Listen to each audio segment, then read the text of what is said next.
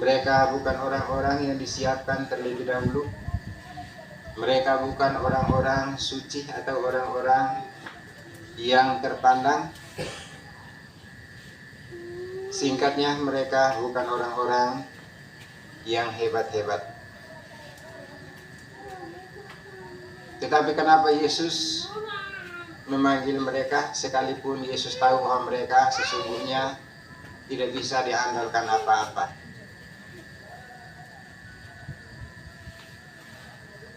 Ke-12 murid ini, sekalipun mereka tidak dipersiapkan secara khusus untuk kelak menjadi pewarta-pewarta sabda Allah, tetapi karena ketulusan hati mereka, karena kesetiaan mereka, karena kemauan mereka untuk belajar dari Yesus Sang Guru, maka sekalipun dari awal mereka bukan siapa-siapa, tapi dalam perjalanan lama-kelamaan mereka memahami apa yang dimaksudkan oleh Yesus dan apa tujuan perutusan mereka, sehingga mereka sungguh-sungguh mau melepaskan sanak keluarga, mau melepaskan semua pekerjaan pokok mereka sehari-hari, dan hanya mau setia mengikatkan diri kepada Yesus sebagai satu-satunya tumpuan harapan mereka. Meskipun dalam perjalanan kita tahu bahwa kelak Yudas Iskariot mengkhianati Yesus, tetapi ke-11 murid yang lain, bahkan tetap 12 murid, karena kemudian ada seorang yang dipilih untuk menggantikan Yudas yang mengkhianati Yesus. Ke-12 murid itu terus berjalan bersama Yesus. Mereka mewartakan segala sesuatu yang diajarkan Yesus, bahkan mereka tidak segan-segan untuk mengorbankan seluruh hidupnya, jiwa dan raganya demi mewartakan apa yang diajarkan oleh Yesus Sang Guru. Melalui peristiwa pemanggilan ke-12 murid ini juga, Allah mau menyadarkan kepada kita sekalian bahwa Allah sekalipun Maha Kuasa, Ia bisa berkata apa saja bisa terjadi, tetapi Allah bukanlah Allah yang menganggap kita rendah. Allah bukanlah Allah yang menganggap kita bodoh. Allah bukanlah Allah yang menganggap kita seolah-olah kita tidak berarti. Justru Allah dengan segala kuasanya, Ia mau menggunakan kita manusia, Ia mau menggunakan siapa saja untuk ikut ambil bagian di dalam mewartakan kerajaan Allah di dunia ini, untuk ikut ambil bagian di dalam menyelamatkan dunia dan menyelamatkan sesama di dunia ini. Dan tugas itulah yang dikerjakan oleh ke-12 murid, dan bahkan dari ke-12 murid yang dipanggil oleh Yesus, kemudian hari mereka mendirikan gereja Kristus. Mereka menjaga dan merawat gereja yang didirikan oleh Yesus hingga saat ini masih tetap bertahan. Melalui peristiwa ini juga Allah mau mengajar kita semua bahwa di hadapan Allah sebenarnya kita semua ini sama. Tidak ada kelompok manusia tertentu yang diistimewakan, dan tidak ada kelompok manusia tertentu yang disepelekan atau dianggap remeh. Di hadapan Allah semua manusia berarti, semua manusia berguna, dan semua manusia bisa digunakan oleh Allah untuk ikut ambil bagian di dalam menyempurnakan dunia ini. Dan itulah yang terjadi dengan para murid ke-12 rasul yang kita dengar dalam bacaan hari ini.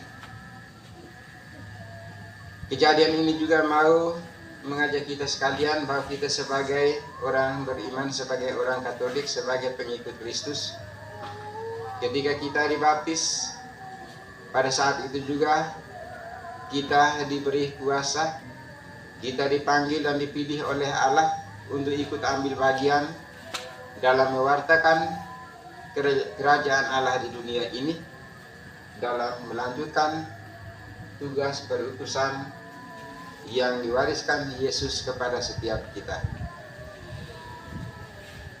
Setiap kita pasti memiliki kemampuan yang berbeda-beda, setiap kita memiliki latar belakang yang berbeda-beda, tetapi itu bukan menjadi persoalan, itu bukan menjadi halangan bagi kita untuk ikut bekerja sama dengan Allah di dalam menyempurnakan dunia ini, di dalam menghiasi dunia ini dengan kasih, persaudaraan dan kekeluargaan, dengan damai, sukacita dan kebahagiaan sebagaimana diharapkan oleh Allah dari setiap kita.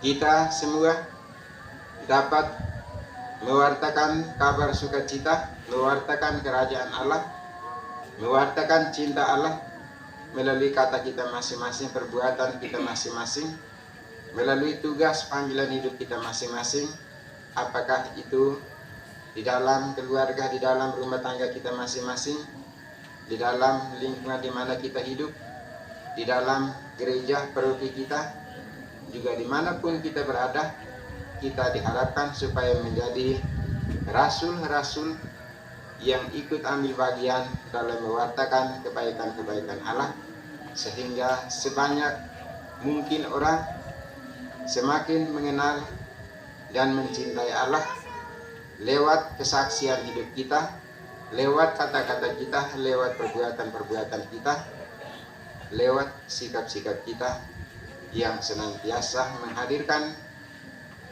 sukacita, kedamaian, kebahagiaan dan keselamatan bagi orang lain, juga bagi diri kita sendiri.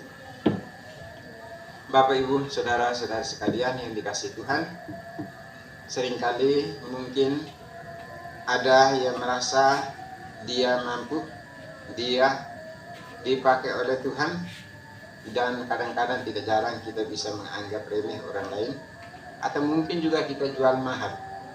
Kita tidak mau membagikan berkat, tidak mau membagikan talenta, rahmat yang Tuhan anugerahkan kepada kita berupa kemampuan yang kita miliki, berupa sikap-sikap baik yang kita miliki kepada sesama di sekitar kita. Kadang-kadang juga mungkin ada yang merasa diri seolah-olah tidak pantas untuk berhadapan dengan Allah atau berhadapan dengan sesama. Mungkin merasa malu, merasa takut dengan Allah karena situasi-situasi tertentu. Allah bukanlah manusia seperti kita. Allah tidak pernah didik dengan kita.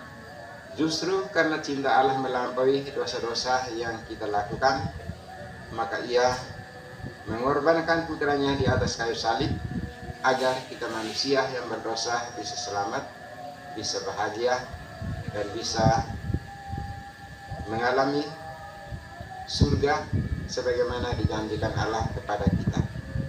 Yang dibutuhkan dari kita adalah kesetiaan kita, ketaatan kita, niat kita yang kuat untuk datang kepada Allah. Siapapun kita, dalam keadaan apapun kita, dengan segala kekurangan yang ada dalam diri kita dan segala kelebihan yang ada dalam diri kita, justru semakin kita dekat dengan Allah, maka kita akan dibentuk oleh Allah sendiri sesuai dengan standar atau sesuai dengan patokan yang Allah miliki. Kita datang bertemu dengan Allah bukan karena kita layak, bukan karena kita suci, atau sebaliknya kita datang bertemu dengan Allah bukan karena kita yang paling berdosa atau kita yang tersingkir dari masyarakat. Kita sama-sama di hadapan Allah, kita dihormati, dihargai, bahkan kita semua diberi kepercayaan yang sama untuk ikut ambil bagian di dalam mewartakan kerajaan Allah di dunia ini, yakni kebahagiaan, sukacita, keselamatan, dan kegembiraan. Ketika kehadiran kita, ketika kata-kata kita, tingkah laku kita menghadirkan kebahagiaan, sukacita, kedamaian bagi orang-orang di sekitar kita, justru disitulah kita menghadirkan surga. Karena surga yang dijanjikan Allah tidak lain adalah situasi yang ditandai oleh kebahagiaan, sukacita, kedamaian, dan keselamatan. Marilah kita berdoa memohon bantuan Roh Kudus agar dapat menguatkan kita, agar kita berani untuk ikut ambil bagian di dalam mewartakan kerajaan Allah di dunia ini, juga di dalam menyempurnakan dunia yang telah dipercayakan Allah bagi masing-masing kita. Semoga Roh Allah senantiasa menyertai kita sekalian. Amin. Saudara-saudara sekalian, setelah mendengarkan sabda Tuhan, mari kita semua bangkit berdiri untuk menyatakan iman kepercayaan kita terhadap sabda Tuhan dengan